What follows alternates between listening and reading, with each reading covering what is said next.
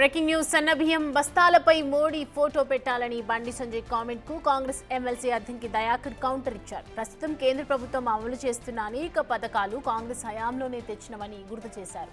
కాంగ్రెస్ హయాం నుంచి కొనసాగుతున్న పథకాలకు కాంగ్రెస్ నాయకుల పేర్లు పెడతారా అని బండి సంజయ్ని నిలదీశారు. దేశంలో సన్నబియ్యం పథకం ప్రారంభించిన తొలి రాష్ట్రం తెలంగాణయేనని అద్దంకి గుర్తు చేశారు. బీజేపీ పాలిత ప్రాంతాల్లో కూడా సన్నబియ్యం పథకం అమలు చేయాలని డిమాండ్ చేశారు.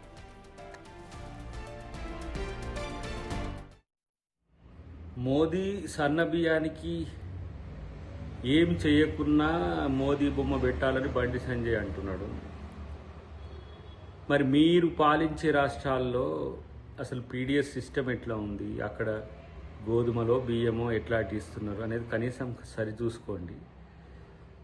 రెండవది, సన్నబియ్యం అనే క్రెడిబిలిటీ అనేది ఇలా కాంగ్రెస్ ప్రభుత్వం దేశంలోనే మొట్టమొదటిసారి తీసుకొస్తున్న ఒక మార్పు.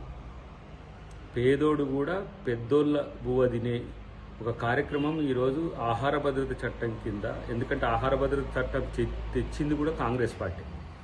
ఇలా మీరు పాలిస్తున్న రాష్ట్రాల్లో మీరు కూడా సన్నబియ్యం ఇవ్వండి. ఇక్కడ సన్నబియ్యంకో లేకపోతే దానికి సంబంధించిన ఏమైనా మీరు ఆర్థిక సహకారం అందిస్తే ఆలోచించండి, కానీ ఉత్తపుణ్యానికి పేరు కొట్టాలని ఆలోచన మీది ఇంత దౌర్భాగ్యం ఆలోచించండి. మరి కేంద్ర ప్రభుత్వంలో మేము చేసిన చట్టాల ద్వారా వచ్చే పథకాలకు మరి సోనియా గాంధీ గారి బొమ్మో, మన్మోహన్ సింగ్ గారి బొమ్మో, ఇందిరాగాంధీ గారి బొమ్మో మరి మీరు పెడతారా?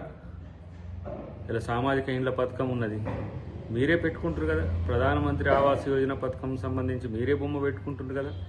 ఈ బొమ్మల పంచాయతీ ఏందిరా నాయన, తిక్కల పంచాయతీలు ఇవన్నీ కూడా రాష్ట్రానికి ఏమన్నా ఆర్థిక సహకారం చేస్తారేమో అది ఆలోచించండి, అప్పుడు కొట్టాడండి. కానీ పని చేయకుండా పేరు కోసం పాకులాడే ఈ ప్రయత్నం మీ పరువు తీస్తుందనే విషయం గుర్తుపెట్టుకుంటే మంచిది. బండి సంజయ్ కామెంట్స్ చూస్తుంటే ఇంతకంటే గొప్ప నాయకులు బీజేపీకి దొరకనట్టుగా మంత్రిని చేసినట్టుగా కనబడుతున్నారు. ఒకవైపు కిషన్ రెడ్డితోనే సమస్యలు వస్తుంటే బండి సంజయ్ ఒకటి మోపైంది. ఇప్పుడు దేశభక్తులు ఎవరో, దేశద్రోహులు ఎవరో తెలియని వాళ్ళు, దేశం కొరకు త్యాగాలు చేసిన వాళ్ళు ఎవరో తెలియని వాళ్ళు, ఇలాంటి వాళ్ళని నాయకులను చేసి ఏం చేయాలని బీజేపీ చేస్తుందో లేకపోతే ఏం చేయాలని కేంద్ర ప్రభుత్వం చూస్తుందో తెలుస్తలేదు. కానీ కేవలం వాళ్ళ యొక్క అస్తిత్వం కాపాడుకోవడమే లక్ష్యంగా పనిచేస్తుండని అనుకున్నాం, కానీ వాళ్ళ యొక్క పిచ్చిని బయట పెట్టే వ్యవస్థలుగా వాళ్ళు మారుతారని మేము అనుకోలేదు.